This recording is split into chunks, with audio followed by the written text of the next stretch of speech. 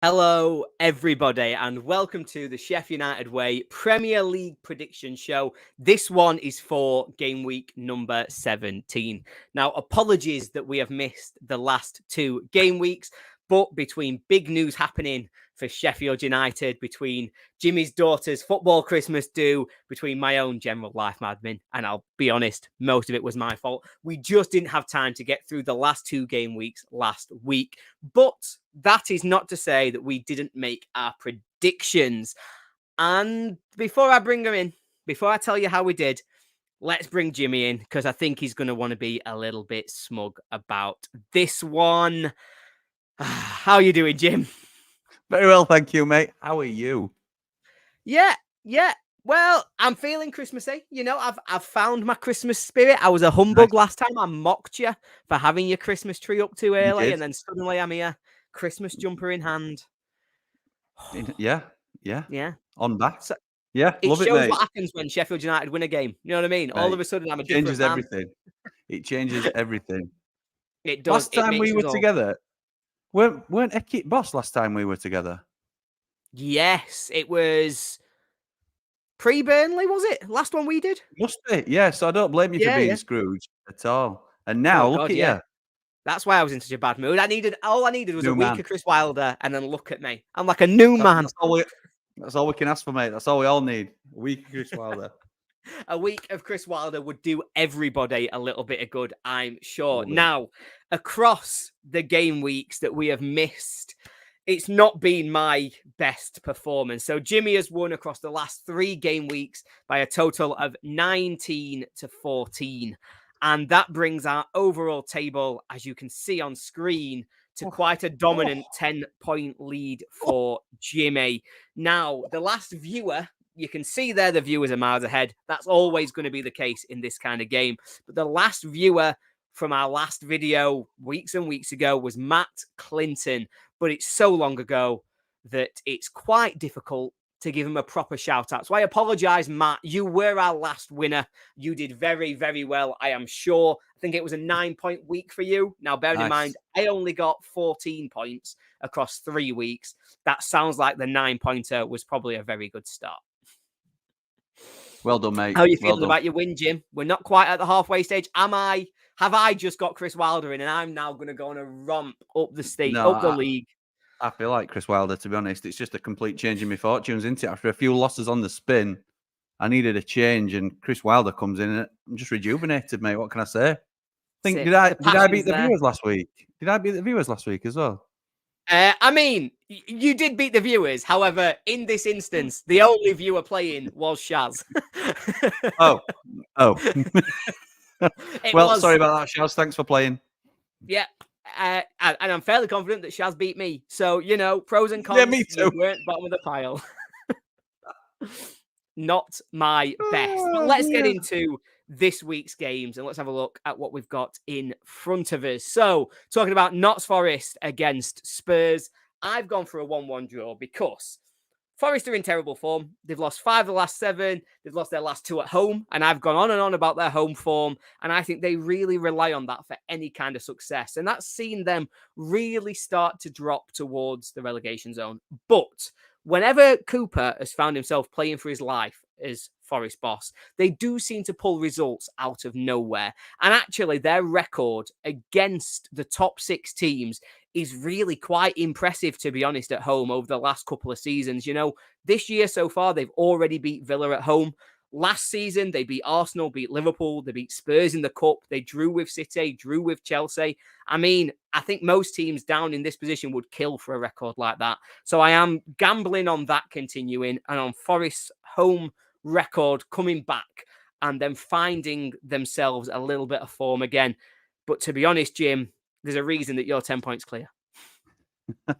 Maybe so, mate. Maybe so. Look, Spurs, I think, they certainly found the mojo again against Newcastle. They looked very good in that game.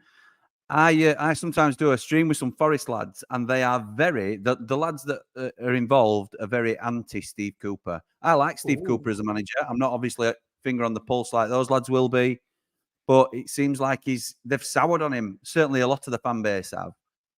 It's a bit of a tricky dilemma for us because I want their poor form to continue.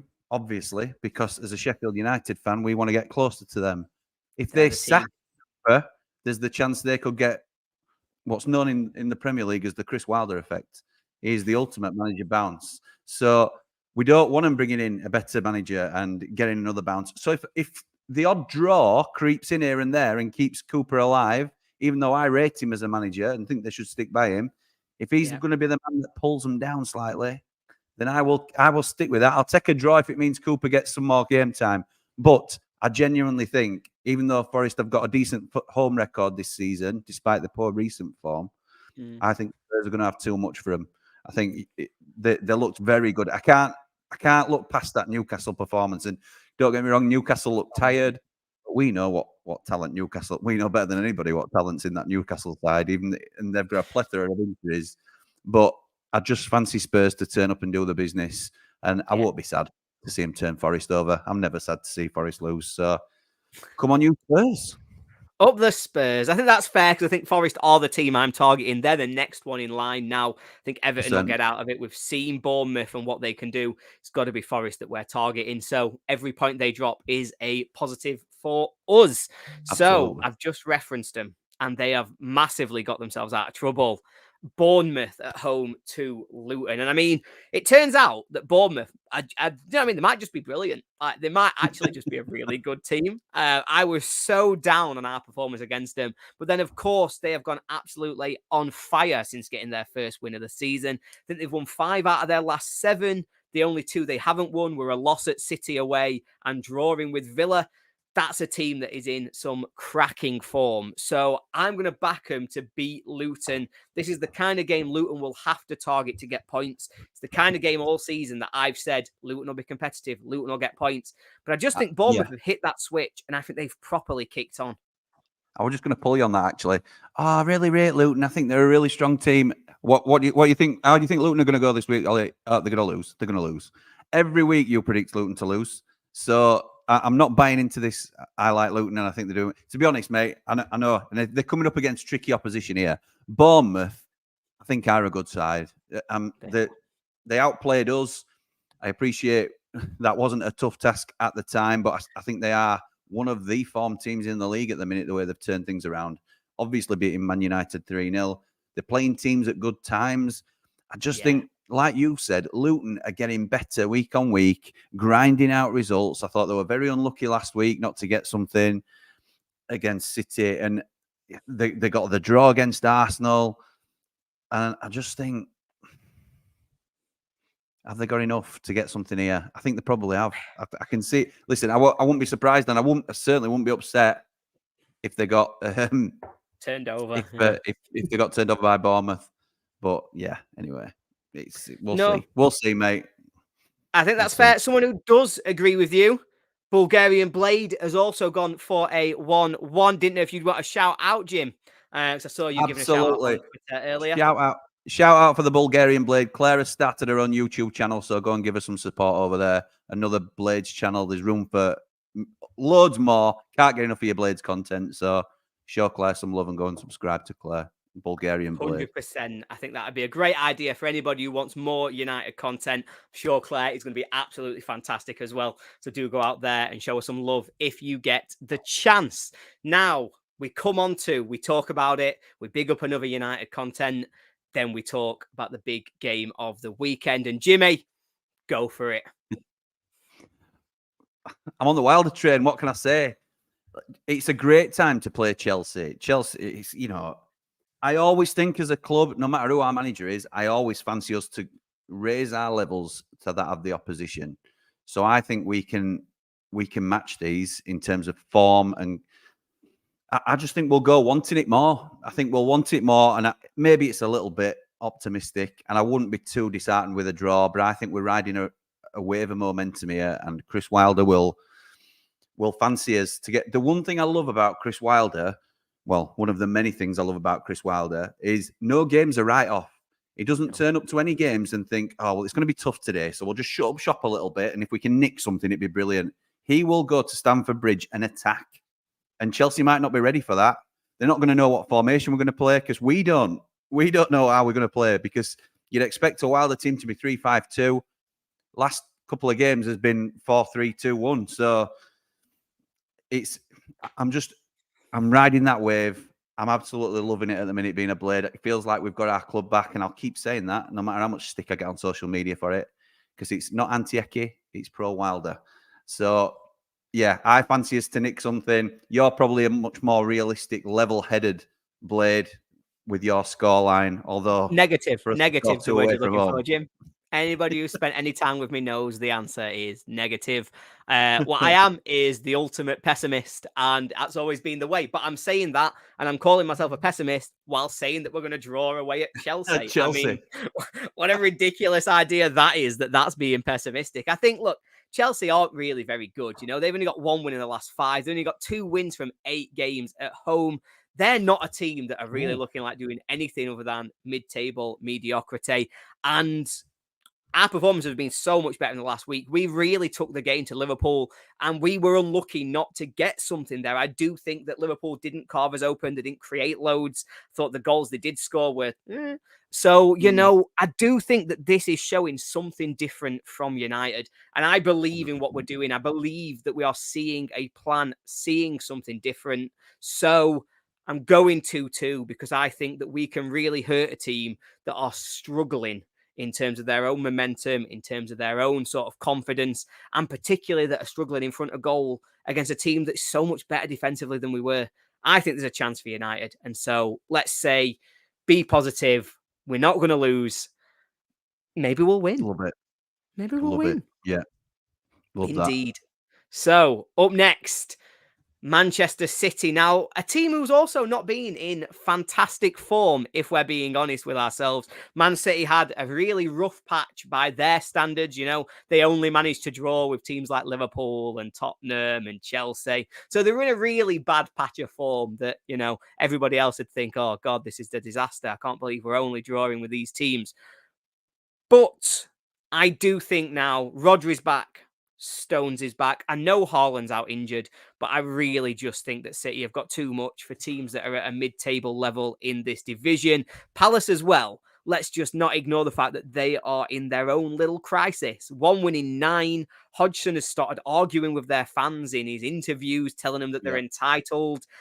I mean, they increased their standards for big games. We saw it against Liverpool. But when your club is a bit disjointed like that, when the manager's having a go at the fans, I just don't see a way forward, particularly not going to the Etihad. It's interesting, isn't it? Because, me backing against Man City, for one thing, is rarer than a Wes Foderingham clean sheet. So, for me, we're always going to be a City win this. However, you're right in what you say. I do think that Palace have been unlucky. I think the game... We're at Liverpool that they've just drawn with Liverpool, or just lost it last minute. Yeah, I thought they were unlucky there, and they played well, and a couple of decisions that could have gone either way. And I think Woy were a bit upset afterwards. They are in that same bracket for me as Forest, as a team that we can keep an eye on here in terms of getting pulled into it, because I think Palace are waiting on Forest to see if they pull the trigger on Cooper, and then they will get Steve Cooper in, which is a really strange sort of roundabout way of looking at it, but this is certainly the things that we're piecing together, speaking to Palace and Forest fans. But in terms of this game, City aren't in the richest vein of form themselves. I just fancy them to have too much. A little bit like when they played Luton. They're just going to have too much for them. They're not in their Rolls Royce sort of form where they're steamrolling teams at the moment. And Palace might nick one, as we've both said, but they're going to have too much for Palace, I'm sure of it, especially at the Etihad. Yeah, I'd say exactly the same. I know Palace have done it a few times in recent. I'm thinking of that Andros Townsend absolute world day when Palace absolutely robbed Man City of a victory, but I just can't see it happening again. I think City have got too much for them and would be stupid to predict anything else. Now, Newcastle against Fulham. And Jim, Newcastle in the Champions League, pushing for Europe. Battered us, obviously. Have had some fantastic performances, had some really big results. We both think they'll lose to a Fulham team who we've been really low on so far this season. Why are you going for Fulham to actually be better than we predicted? We've been peppering Fulham, and I can justify why, but to be honest, I can't for life of me work out where these 2 5-zip results for Fulham have come from. Fulham are in the absolutely unreal form at the minute. And I don't know where it's come from. If you go through side man for man, you would probably have mostly Newcastle players in there. Yep. I don't understand it, but they are on opposite trajectories at the moment in terms of the form. So obviously, the future of the club, Newcastle, will be huge in the next 3, 4, 5 seasons. However, as it currently stands, on form alone, I think Fulham will ride that wave of momentum to St James's Park and turn over what looks like a really tired, worn-out Newcastle side at the minute. And Eddie Howe, from being so secure and doing well with a team that he's got shed loads in the bank that he could have spent, kept with the above-average squad that he had rather than push it on to be excellent. And he is now under a little bit of pressure, I think, in terms of not having the squad depth there to continue their mounting push for Europe. So it's going to be interesting to see how things unfold there. I think they'd be daft to get rid, but he's not doing himself any favours at the minute with the turn of form. So what's your thoughts, mate? No, I completely agree. I think the Newcastle injury crisis, they've got about as many injuries as us, so it must be a massive crisis for them. You can't talk about us. We're bottom at the table. You can't talk about that. No, it's just that we're rubbish. It's not to do with the injuries or anything like that. But I think given that injury crisis, they're playing tonight and they're going to expend so much energy. And I don't mean physical energy. I mean mental and emotional energy. This is a huge night in the history of Newcastle that they can get through in the Champions League. They're going to put everything into this. And so I do think there'll be a hangover from that at the weekend. But Fulham, you referenced it there. It took them, to score their first 10 goals this season, it took them 12 games. Since then, they've scored 16 in their last 4 and 10 in their last 2. Like, it has come from nowhere. It is insane, the run that they've just gone on these last 2 games. But madness. No idea where it's come from. But I think they're riding a wave just like you do. I think Newcastle are struggling a little bit. So I think this is one for the upset card. I'm just annoyed that you've got it as well, because this would have been one of them for me to catch you up. Coupon buster. Typical. Yeah. So things that aren't a coupon buster is Burnley losing games of football. And I say that as the supporter of a team who got absolutely mullered by them a couple of weeks ago. I'm still going to poke fun because what else am I going to do? That's why we're here. But this one for me is Everton. Everton are a really good team, aren't they? Let's be honest. They should be, I think it's 9th on merit. They've won 7 of their last 10 games in all competitions. The only defeats that they've had, Liverpool and Manchester United. There's nothing disrespectful in what Everton have done in their last 10. They are just banging form. They've got this crusade against the Premier League where they think they've been hard done to. And Burnley, look, no disrespect. Like I say, they were very good against us. They took us apart at the time, but they're not good enough. In the same way that some people might say that we aren't, Burnley definitely aren't. They might need the change that we've made. I think this is another one where they just get turned over fairly easily. I don't like to not give credit. With the beat us 5-0. Yeah. But I don't think they were very good. I think that was our lowest point of the season. I don't think we've ever played. I can't remember us playing as poorly as that. But anyway, that's by the by, because they took the points and they deserved to on the day. So I think we'll see them later in the season and we'll maybe right that wrong. But that's just my opinion. I think Everton are a level above. I think Burnley will see this as a game that they have to try and get something from. Obviously, every game is a game like that. But if you're Paul Eckingbottom, sometimes you might just try and shut up shop and nick whatever you can. However, I think they will fancy their chances here. So that's why I've got them to nick one. But I just, like you, I don't think they're good enough. I don't think they are going to have the strength to keep an Everton team that themselves are on great form. I think they'll have too much. Just beating Chelsea, which we're hoping to do at the weekend, obviously, as well. And I think, I think Burnley hit the bottom of the table this weekend, all being well. I do as well. And, that's what we're all hoping for. That's what we love to see. What a shame that'd be, Sander Berger. I'd be really upset for him. I would, yeah. At least he's near Haaland. Well, yeah, he's so close. They live so close together. So close, so close. It's a good reason to want to move, but anyway. It's as good as any. So let's talk about Arsenal. Let's forget about all of that. Brighton are on the possibly most confusing bit of form in the league. So they've actually, do you think that Brighton, I'll just ask you the question. Are Brighton in good form? No. They've only lost 1 in 10. What? They are really? Honestly, it's insane that they are in bad form. They're completely off it. They've lost 1 of the last 10. It's because they've had stupid draws with United, with Burnley, and the only defeat that they've had came against Chelsea. But we're all sat here thinking they're underperforming, but their Is that actual run of form is just is that in all nowhere near as competitions? bad. Is that in all competitions in last 10? Let's say, yeah. Okay, sorry. I didn't mean to question you, stat man. Let's say that it's all Yeah, competitions, sorry, Jim, okay. because I can't remember if it's all competitions or the Premier League. I did it this morning, and it's been a day since then. All right. So it's one of those numbers. 1 I second. paused halfway through when I was saying that Luton and Arsenal drew. I was thinking, I know Arsenal's got it in last minute. Was that to win or to draw? That's why I paused. Yeah, it was to win. But, Yeah, we just thought moved it was. past. We power through. Nobody called me out in comments, so I thought I must be right, but I weren't. Yeah. I knew I weren't as Yeah. well. And nobody Anyway. else sort of in the video decided that they, pull you up on it and try and make you Yeah, justify some thanks, of the mate. I information. appreciate that it, you're but I'll giving call out. myself out. So yeah, but I Arsenal, think you think this is the game that they lose their second in 11? Yeah, I do. I think, Arsenal, poor result against Villa. They changed a lot of the team midweek. I think they go out and I think they really put on a show here. I think at home, they're going to be a very strong team and they really want to build up. I think it's Liverpool next weekend that Arsenal have got, and they'll really want to try and get some momentum going into a game against Liverpool, because if they don't, they could find themselves sort of six points. I think they'd be behind Liverpool by that point if they don't get a really good result here. So I'm going for a strong Arsenal win. Tell me why I'm wrong. No, I'm not sure you are wrong, to be honest. We'd submitted these prior to the Champions League teams going in last night, and I think you're right. They'd qualified. I should have saw on that they were going to play a few kids, and yeah, it's one of them things, isn't it? So I think you're probably right. Arsenal take this, but I never write Brighton off. As I've said, they're clearly in good form. I knew that from what we were discussing beforehand. Obviously.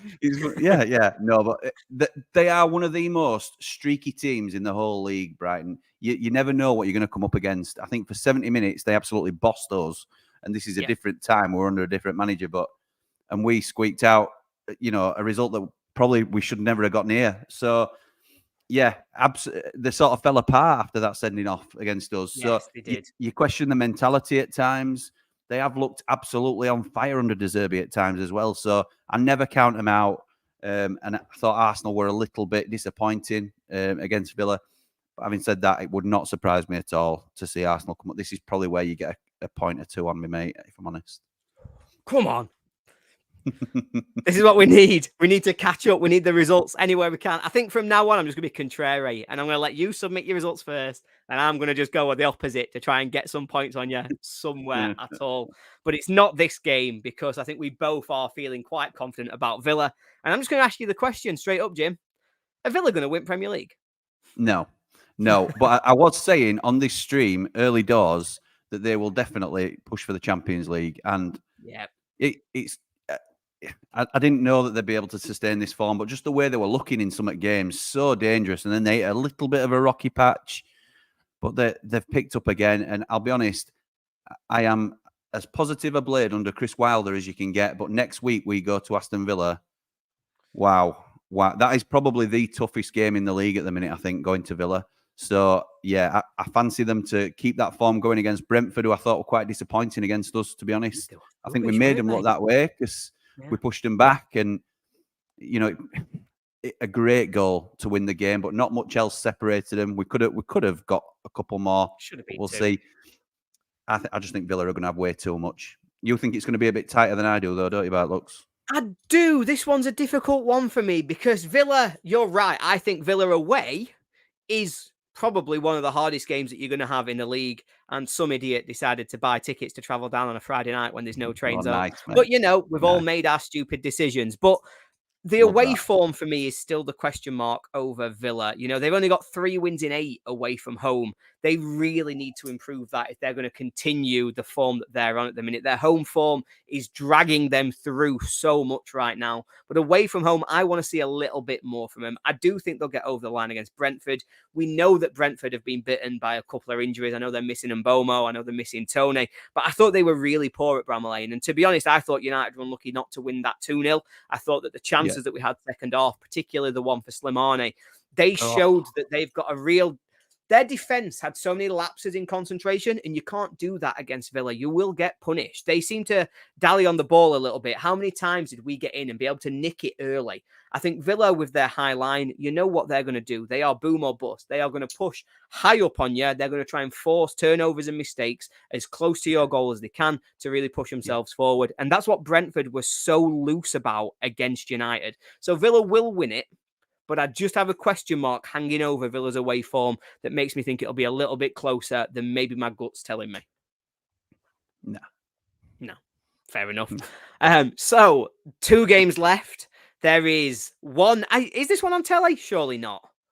I don't know if this is the Sky pick for the afternoon. I think this might be the Sky afternoon pick. Hopefully I'm wrong. Please tell me in the comments that I am wrong and that it's not this game. But this one's an interesting one. And I'm going to ask you another couple of questions here on this one, Jim, for your opinion. One. Okay, mate. So prior to last weekend's battering against Fulham, West Ham had won 5 of the last 6. I believe in all competitions. Don't question me on it. So they were in great form in terms of how they were coming into it. And yet after the defeat last week, I'm seeing rumours. I'm hearing things on Twitter. Do you think David Moyes is on sure footing, or do you think another bad result here has him on a real sticky wicket? No, I think from the outside looking in, because we don't watch them week in, week out, and I think the style of play has an awful lot to do with how fans feel about a manager sometimes. Yeah. But you look at the job that Moyes has done overall, a little bit like I think with Cooper and Forest. I think for them to want him out, they're 9th in the league, I think, last check. It's ridiculous. I don't know what they expect as a club at the moment. So I think he should be on sound footing. I know he's well thought of by the board. So even though fan unrest may build, I still think that he'll be safe. And so he should be for me. But it's going to be a tough game against Wolves. They're one of those annoying teams, Wolves, where I look at their team and I think they get a star player picked off nearly every year. And they're not really replenishing with real quality. So surely they start to get dragged into it. But by hook or crook, and Gary O'Neill's done a very good job there. Fantastic. They never seem to really get involved in the mix, in the relegation mix. Certainly not now we're down there. So, yeah, I think that they're too good at the moment to be dragged in, and they'll always cause teams problems. They've obviously picked up some really surprise results through the season, beating City and what have you. But, yeah, I don't think they'll go and turn West Ham over like you do. But I can see him getting some I'm going to say Upton Park then, but it's the London Stadium now, isn't it? So yeah. You think they're going to be too good for West Ham? I think that at the minute, if there is unrest, I think West Ham is one of them places that gets toxic quick. And I think the fans, if they turn, can make it into a really unhappy place for their players to be. I think we saw that a lot before COVID. It feels as though after COVID, they've maybe come back slightly different. They've had some success, which helps. But pre-COVID in particular, it was a horrible place for West Ham to play, never mind the opposition. And so I think with a little bit of potential unrest, with the rumours of other managers, and, I'm hearing a lot about Lopetegui. Yeah, Lopetegui. Thank you. I knew it, but I couldn't get there. All right, mate. I think with the rumours of him coming in, there's just potentially a question mark on West Ham. And after their capitulation last week, I just think it's hard to immediately bounce back if the fans aren't there with you. And that's why I think Wolves have got quite a good chance of going there, turning them over, making it a really difficult situation for West Ham to be in and for Moyes to be in particular. But we're talking about managers who could potentially lose their jobs this weekend. And there is one name that stands above all others after what has happened in the last week or so. And I'm going big because I'm fairly bullish that I know what's going to happen here because I've seen it happen so many times before. Last season, Liverpool 7, Manchester United 0. I think it might have been the season. It might have been last season as well. It might have been the year before. Liverpool 4, Man United 0 at Anfield. Manchester United 0, Liverpool 5 was also in the last 2 seasons. There is a pattern emerging of Liverpool absolutely battering Manchester United. And there's another pattern emerging where after that happens, Manchester United sacked their manager. I think it happened to Ole and it happened to Mourinho. Now, when it happened to Mourinho, the date was December 16th, 2018. Liverpool beat them 3-1. Mourinho got sacked. This is going to be December 17th, 2023. So almost 5 years to the day. And I think another big Liverpool win and Ten Hag is out on his ear because I don't see how he's improving the squad or even what he's trying to do with them at the minute. I'm just so confident Liverpool are the better team. I don't think it'll be as comprehensive as you. I was going to ask you if you thought he got sacked, and you went early. Yeah, out with it. Yeah, I think he's going to get sacked if they lose. Do you think if it's a scoreline similar to mine, he still gets sacked? It depends how competitive they are. I think if it's 3-1, but Man U have put in a good showing of themselves, then I think he stays in the job. I think it needs to be embarrassing for him to really get the sack. I do think there's a chance it is embarrassing, though, because I think that Man U are just a shambles. A little bit like your Brighton stat. He's just one manager a month. He's the current manager of the month. So their form, I think they've squeaked wins over us, Fulham, teams you'd expect him to beat, but he's done the business in terms of getting the results that they need, even if the performances have been terrible. So I know what you're saying. I wouldn't be absolutely shocked. I think sometimes at a club, and it happened to us, sometimes when a rot sets in, you can't pull yourself out of it early doors, it will just continue to get worse and worse and worse. And it gets to a point where you can't see this manager improving them. I don't know if they're at the stage where Ten Hag will be immediately sacked in the immediate future, but I think in the not so distant future, he will lose his job because I can't see him being the man to turn it around now. I think it's gone past that point where too many people have lost faith in him. And if I'm a Man United fan, I'm saying cut the apron strings, just do it. Because that's what I will like with Eki with us. Just let's make a decision. Let's get it done. Because if he's not the man to lead us, then why are you dallying? I think a lot of Man U fans will probably have that mindset. But I don't think they'll get embarrassed this time round. I don't think they can afford to. Not just for Ten Hag. It can't get much worse for Man U fans at the minute. Going out in Europe in that shocking group. Obviously, they're buying in there, but Copenhagen and whoever else it was. Man United, historically, the biggest club in our country, what has happened to them? They're an absolute shadow of the former selves. And coming up against a Liverpool team that I didn't think were amazing against us, but I did think they were clearly the better side. They're not going to do Man U 5, surely. Surely not. I think there's some...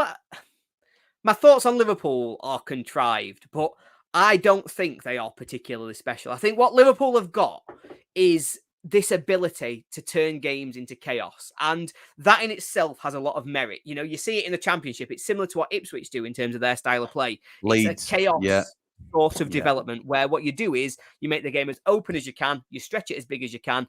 You concede goals, you concede chances, but also you back yourself to say, we've got Mo Salah, we'll probably be all right. And it works for them week after week at the minute. At some point, they will get caught.